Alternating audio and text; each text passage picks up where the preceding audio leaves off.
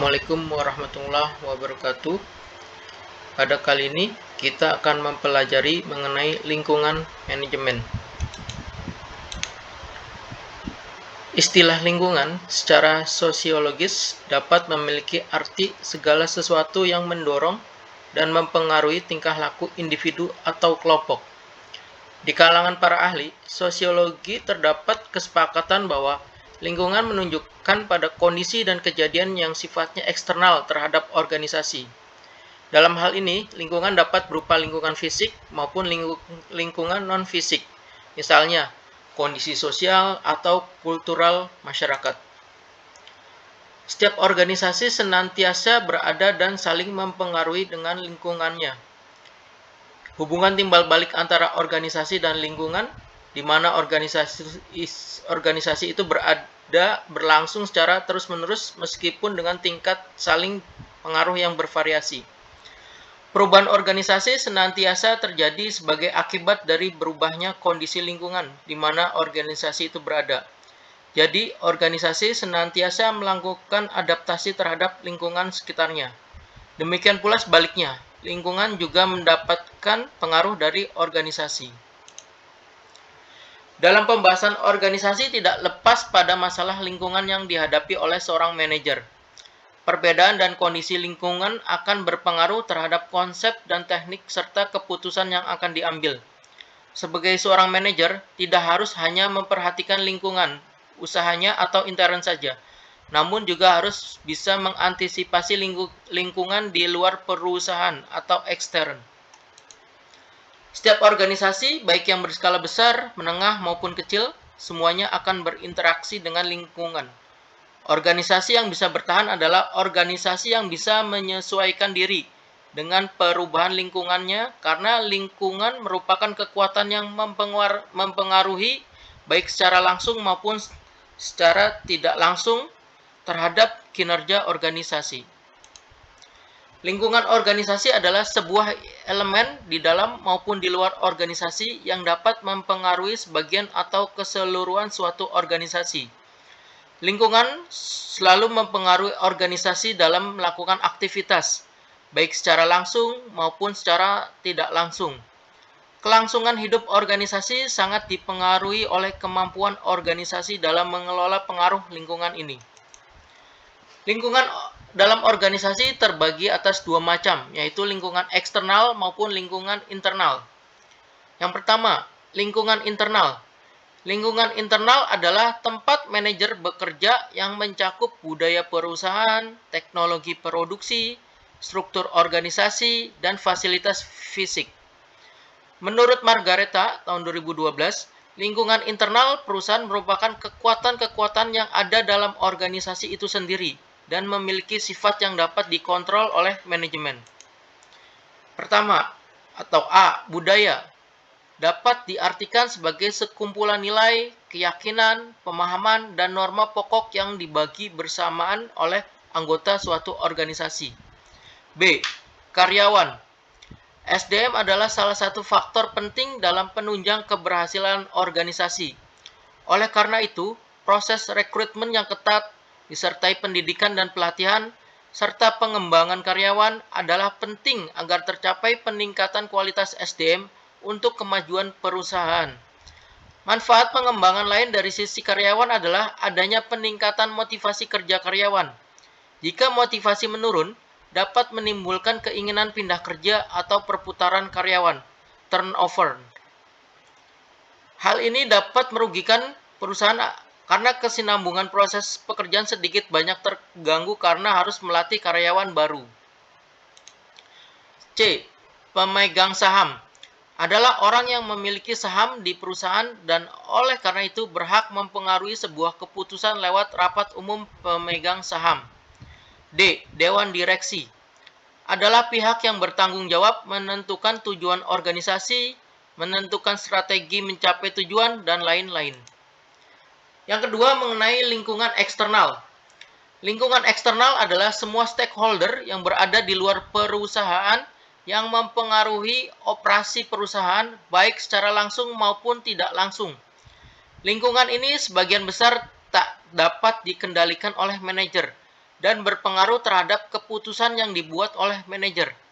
Dalam operasionalnya, organisasi memperoleh masukan-masukan dari lingkungan eksternal seperti bahan baku, tenaga kerja, modal, dan sumber daya lainnya dari lingkungan eksternal. Selanjutnya, masukan tersebut dikelola manajer untuk menghasilkan produk dan jasa. A. Para pesaing. Pemahaman terhadap lingkungan persaingan yang dihadapi akan membantu organisasi mengetahui posisi persaingannya, sehingga organisasi mampu mengoptimalkan operasionalnya, sehingga organisasi dapat memahami arena, sifat persaingan, serta kekuatan dan kelemahan para pesaing. B. Pemasok adalah pihak yang menyediakan bahan baku atau input ataupun masukan bagi suatu organisasi yang akan menghasilkan jasa dan produk sebagai suatu output atau keluaran. Serikat pekerja, C, adalah elemen yang berfungsi menampung aspirasi para karyawan. Adanya serikat pekerja membuat posisi tawar karyawan terhadap perusahaan semakin kuat. D. Konsumen. Situasi pasar dan langganan sangat mempengaruhi perusahaan dalam menyusun strategi, kebijaksanaan, dan taktik pemasaran. Untuk mengarahkan kegiatan-kegiatan pemasaran, perusahaan harus menganalisis profil langganan pada masa sekarang dan masa yang akan datang serta kondisi pasar. Perusahaan akan dapat menjaga kelangsungan hidupnya dan berkembang bila ia dapat memuaskan kebutuhan dan keinginan pelanggan. E. Pasar tenaga kerja. Tenaga kerja merupakan mitra strategis perusahaan karena dengan memiliki tenaga kerja yang terampil, perusahaan dapat melaksanakan aktivitas perusahaan dengan efisien dan mempunyai keunggulan dibandingkan dengan perusahaan lain. Oleh karena itu, perusahaan harus mampu merekrut dan mempertahankan tenaga kerja yang terampil. F. Lembaga keuangan. Untuk memperluas usahanya, perusahaan memerlukan adanya tambahan modal dari pihak lain, yaitu lembaga keuangan seperti perbankan, perusahaan investasi, asuransi, dan pasar modal. G. Supplier. Untuk memproduksi barang dan jasa, perusahaan sangat memerlukan peran supplier, yaitu menyediakan bahan baku, bahan penolong, energi, peralatan, dan input lainnya yang dapat mendukung proses produksi. H. Instansi pemerintah. Kebijakan instansi pemerintah sangat berpengaruh terhadap aktivitas perusahaan dalam banyak hal, seperti peraturan-peraturan, syarat-syarat berdirinya perusahaan, perizinan, perpajakan, pemberian pinjaman dari bank-bank pemerintah, dan pembatasan-pembatasan terhadap perusahaan untuk melindungi masyarakat dan lingkungan. Oke, yang ketiga di sini mengenai lingkungan eksternal makro, yaitu lingkungan eksternal yang berpengaruh tidak langsung terhadap perusahaan. Lingkungan ini merupakan kekuatan-kekuatan yang berada di luar jangkauan perusahaan dan terlepas dari situasi operasi perusahaan. Yang pertama, A. Perkembangan teknologi. Perkembangan teknologi di satu sisi memberikan manfaat pada perusahaan untuk meningkatkan produktivitas perusahaan dan menemukan produk-produk baru sehingga perusahaan mampu menciptakan pasar tersendiri yang terhindar dari persaingan yang sangat tajam. Bila perusahaan tidak menguasai teknologi, maka produk perusahaan akan cepat usang. Karena setiap saat teknologi terus menciptakan metode dan produk baru yang mendukung produktivitas dan pengembangan produk pesaing. Yang B. Variabel-variabel ekonomi seperti tingkat inflasi, masalah pengangguran, tingkat pertumbuhan pendapatan nasional, keadaan neraca pembayaran, kondisi pasar saham, serta fluktuasi kurs valuta asing dan suku bunga. Secara umum adalah beberapa faktor ekonomi yang mempengaruhi praktek manajemen dalam aktivitas bisnis. Kestabilan dan pertumbuhan ekonomi akan mendorong perkembangan dunia usaha. Yang C. Lingkungan sosial dan budaya. Perusahaan sangat dipengaruhi oleh lingkungan sosial dan budaya di mana dia beroperasi karena lingkungan sosial dan budaya mempengaruhi pedoman hidup masyarakat. Yang D. Globalisasi. Globalisasi adalah salah satu faktor utama yang mempengaruhi organisasi bisnis. Manajer dari perusahaan besar maupun kecil yang ada di dalam negeri semakin ditantang dengan meningkatnya jumlah pesaing sebagai dampak dari adanya pasar global yang merupakan bagian dari lingkungan eksternal. Yang berikutnya adalah kondisi demografi.